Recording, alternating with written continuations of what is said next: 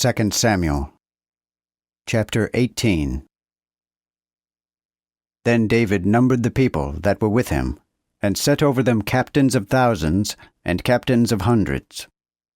And David sent forth the third part of the people under the hand of Joab, and the third part under the hand of Abishai, Joab's brother, the son of Zeruiah, and the other third part under the hand of Ittai the Gittite. And the king said unto the people, I will go with you myself also. But the people answered, Thou shalt not go forth, for if we flee away, they will not regard us, neither will they pass for us, though half of us were slain. But thou art now worth 10,000 of us. Therefore now it is better that thou succor us out of the city. Then the king said unto them, What seemeth you best, that I will do. So the king stood by the gate side, and all the people came out by hundreds and by thousands. And the king commanded Joab and Abishai and Ittai, saying, Entreat the young man Absalom gently, for my sake. And all the people heard when the king gave all the captains charge concerning Absalom. So the people went out into the field to meet Israel, and the battle was in the wood of Ephraim, where the people of Israel were slain before the servants of David. So there was a great slaughter that day, even of 20,000. For the battle was scattered over all the country, and the wood devoured much more people that day than did the sword.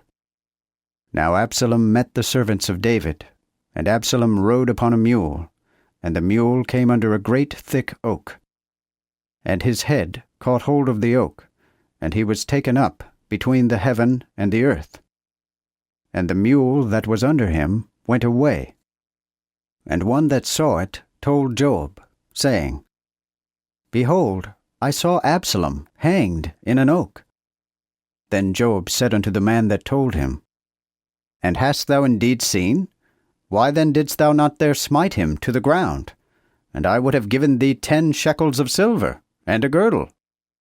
Then the man said unto Joab, Though I should receive 1,000 shekels of silver in mine hand, yet would I not lay mine hand upon the king's son. For in our hearing the king charged thee, and Abishai, and Ittai, saying, Beware, lest any touch the young man Absalom. If I had done it, it had been the danger of my life. For nothing can be hid from the king. Yea, thou thyself wouldest have been against me. Then said Joab, I will not thus tarry with thee. And he took 3 darts in his hand, and thrust them through Absalom, while he was yet alive in the midst of the oak. And 10 servants that bare Joab's armor compassed about and smote Absalom, and slew him. Then Joab blew the trumpet, and the people returned from pursuing after Israel, for Joab held back the people. And they took Absalom, and cast him into a great pit in the wood, and laid a mighty great heap of stones upon him. And all Israel fled, every one to his tent. Now Absalom in his lifetime had taken and reared him up a pillar, which is in the king's dale. For he said, I have no son to keep my name in remembrance. And he called the pillar after his own name, and it is called unto this day Absalom's place. Then said Ahimaaz, the son of Zadok, I pray thee, let me run and bear the king tidings that the Lord hath delivered him out of the hand of his enemies.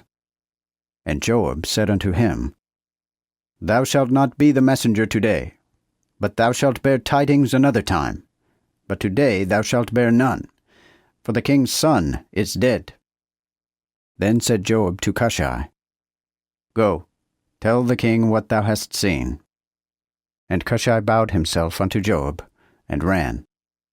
Then said Ahimaaz, the son of Zadok, again to Joab, What, I pray thee, if I also run after Cushai?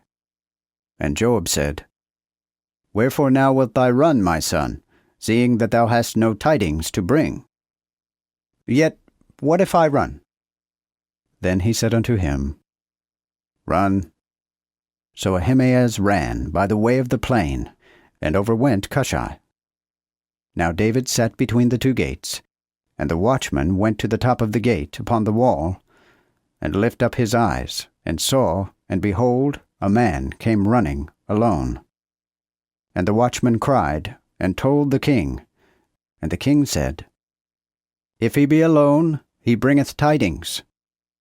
And he came apace, and drew near. And the watchman saw another man running. And the watchman called unto the potter, and said, Behold, another man runneth alone. And the king said, He also bringeth tidings. And the watchman said, Methinketh the running of the foremost is like the running of Ahimaaz, the son of Zadok. Then the king said, He is a good man, and cometh with good tidings. And Ahimaaz called, and said unto the king, Peace be with thee. And he fell down to the earth upon his face before the king, and said, Blessed be the Lord thy God, who hath shut up the men that lift up their hands against my lord the king.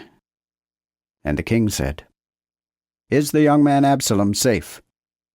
And Ahimaaz answered, When Job sent the king's servant, and me thy servant, I saw great tumult, but I knew not what.